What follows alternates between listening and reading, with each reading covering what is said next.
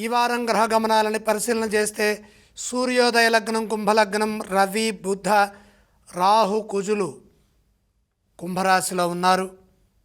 శుక్ర శనులు మీనరాశిలో, మిథునంలో గురువు, సింహంలో కేతువు, తులలో చంద్రుడు. ఫాల్గుణ బహుళ పంచమి నుండి ఫాల్గుణ బహుళ ఏకాదశి వరకు మార్చి 8 ఆదివారం రవి ఉత్తరాభాద్ర నక్షత్రంలో ఉంటారు. మార్చి 8 ఆదివారం రవి పూర్వాభాద్ర 2వ పాదంలోకి ప్రవేశిస్తారు. మార్చి 10 మంగళవారం బుధుడు శతభిషంలోకి ప్రవేశిస్తారు.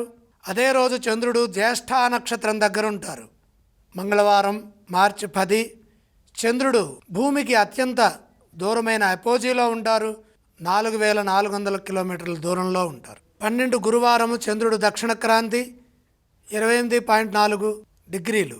మార్చి 14 శనివారం రవి పూర్వాభాద్ర 4వ పాదంలో ప్రవేశిస్తారు. జగద్గురువులు శ్రీ సచ్చిదానంద శివాభినవ నృసింహ భారతీ మహాస్వామి వారి జయంతి.